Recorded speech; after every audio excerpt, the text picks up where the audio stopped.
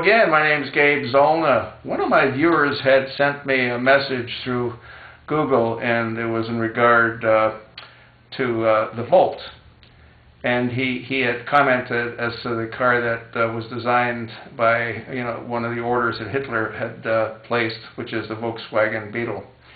And I went ahead and I did a little research on it. I thought I would turn it into a video. I think you might get a kick out of it. The Volkswagen, which stands for Volkswagen, the people's car, it was designed originally by Ferdinand Porsche. And he was the original designer of the vehicle, and the car went into production in 1938. And it continued in production until 2003. Well, that's for over 65 years. The original design order by Hitler required that the car be able to hold 2 adults, 3 children, reach a top speed of 100 miles an hour, travel the distance of 100 miles, and consume less than 7 liters of fuel during a 100-mile trip.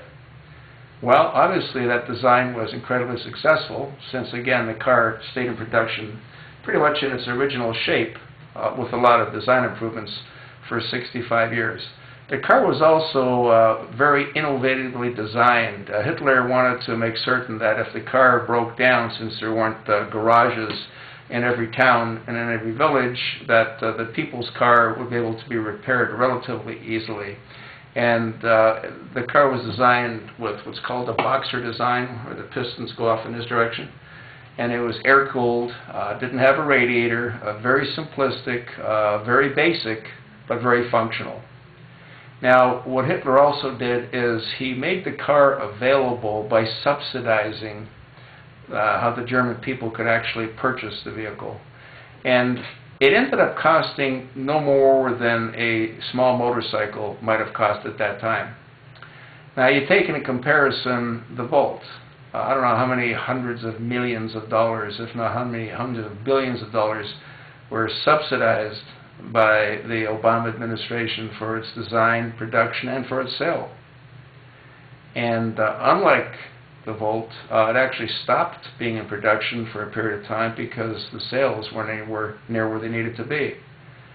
The car, I think, is well engineered, it's over-designed, and I don't think the American people are ready for a vehicle that can go only 35 miles on a charge without having to start consuming fuel. Now, although the fuel burn isn't all that great, it does require fuel, and it also requires to be charged. Now, what do you think is going to happen to the cost of electricity with Obama through the EPA shutting down so many coal-fired plants?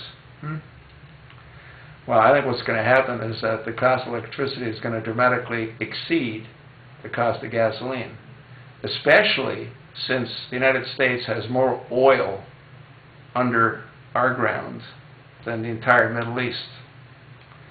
So once the restrictions to go after that oil are lifted, the cost of gasoline will come down dramatically, but the cost of electricity will continue to rise. So, you think it'll make it for 65 years? I think it'd be lucky if it makes it for 6 years. What do you think? I told you what I think. Hitler did a better job than Obama. Obama should have gone to Germany and asked them to design a vehicle. But he didn't. He went to General Motors. Or is it China Motors? Or is it China/General Motors? I don't know. What do you think? I told you what I think.